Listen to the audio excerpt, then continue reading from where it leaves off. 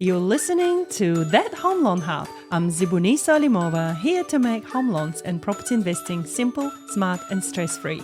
Let's get you closer to your property dreams. If you're a single household income, this is the episode for you. Listen up. Hello, Rebecca. Hello. I had to spell that out in my brain, didn't I?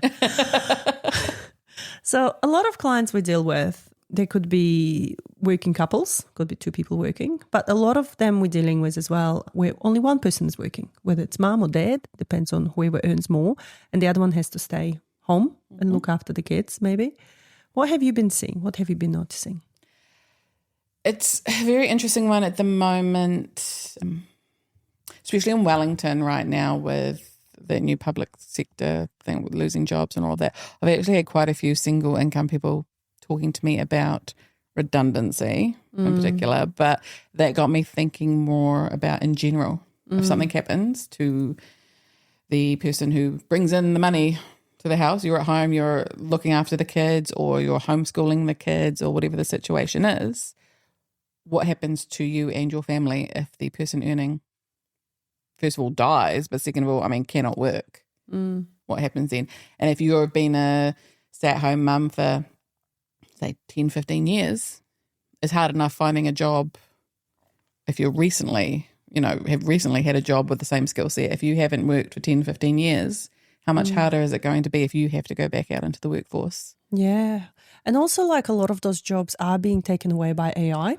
So a lot of jobs that mum used to, mums or dads, those easy entry jobs where you could do scanning and, photocopying and taking minutes or whatever admin work is now being replaced a lot by AI. Yeah, so there's a lot less jobs out there like you said, easy entry into. So taking that into account, the job market that being replaced with AI, depending on where you live, there's issues there around. And then on top of that, if you've got young kids, after school care, that whole side of things too, if you have to go back to work. Yeah. So what can people do to future-proof themselves? Insurance. Shocker, I know. Look, if you are, especially in a single income household, insuring the earner is the massive one. You both should have insurance because if something happens to the person looking after the kids at home as well, who's going to look after the kids? I was about to say that because, a lot of the time I hear from the parent that stays at home going, no, I don't need any insurance. Let's insure Johnny or Mary, because Johnny or Mary are the full-time workers. They're the ones that are earning the money. What's the value I bring to the table? I don't need to be insured. And this is where I let them just sit with it for a moment and go, well, what happens if you're no longer here? Who's going to look after the kids? Full-time job. You might not be paid for it, but if something happened to your partner and you are the one working, how much time can you take off to look after the kids, really? If you need to still be bringing in that full income, say you've got a mortgage, you've got young kids, you can't stop working. Who looks after the kids? Yeah. What happens to them? And before when I mentioned homeschooling, if they're being homeschooled, the kids are just dumped straight into a public school. They've got no idea. Imagine being homeschooled your whole life and then all of a sudden you've lost your parent and you're being forced into an environment that you're not used to in the slightest without, what do you do? How do you handle that? Especially a child who you'd struggle to understand losing your parent alone, let alone your whole life changing. Yeah.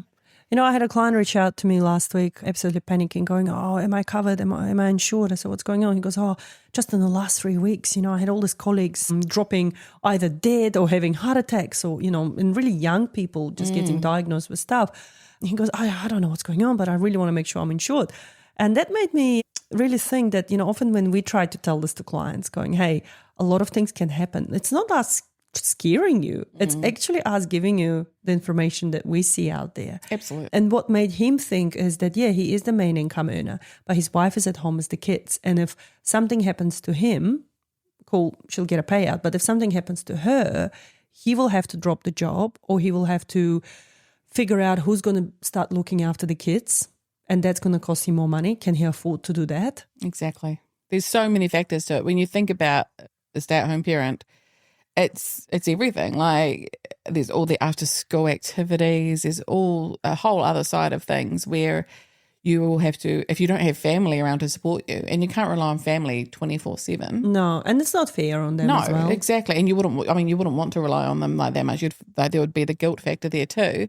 So what would you do? And if, as it is, especially, you're the single earner anyway, so the money doesn't change coming into the household, but there are all the added expenses that will come from after school care or whatever the situation is. I swear to God, like most of the time I feel like an Uber driver. It was my fault. There's always something happening. There's always some sort of school activity that I always sign up myself for to go and volunteer, right? There's always some sort of after school activities that the kids are doing, like sports and stuff.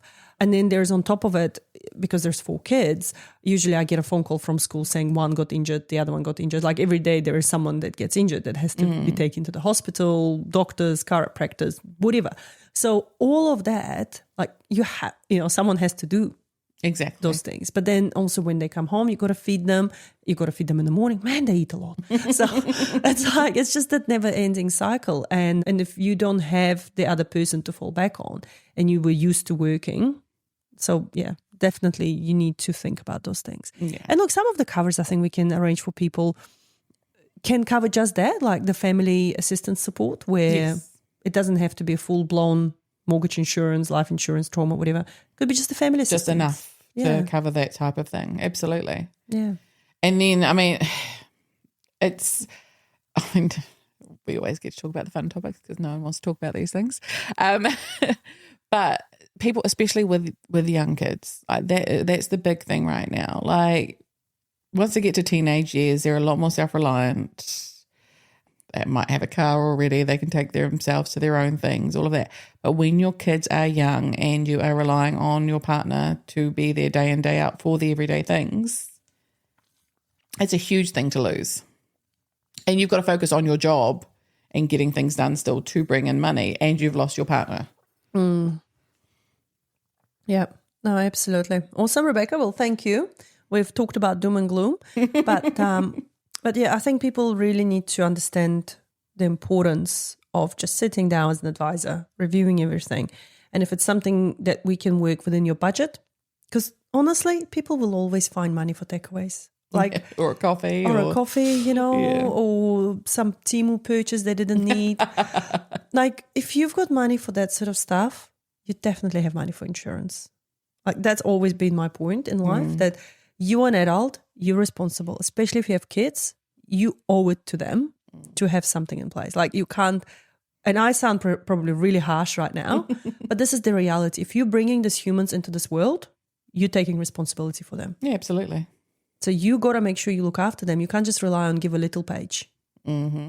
Like they're great, don't get me wrong. I always donate if I see Give a Little page that, call to action from my friends, family, whatever. Like if that's someone seeking money, I will always donate. No problem. But that shouldn't be your backup plan. No. And especially when you think about how many pages are out there and how many people are needing money, who's to say yours is the one that people will donate to? Yeah, exactly. It's not fair on your family and friends to be driving that for you. And how long it takes to build up the money as well. Yeah. Right, like a life insurance policy, you get that lump sum paid out as soon as, the claim is done, that type of thing. You can start to Give a Little page, but how long will it actually take to build up enough to actually help the family? Exactly. Well, awesome. Thank you so much, Rebecca. Lovely having you again. Thank you. And that's a wrap on That Home Loan Hub. Don't forget to hit subscribe and join me next time for more property tips and tricks. Your next smart move starts here.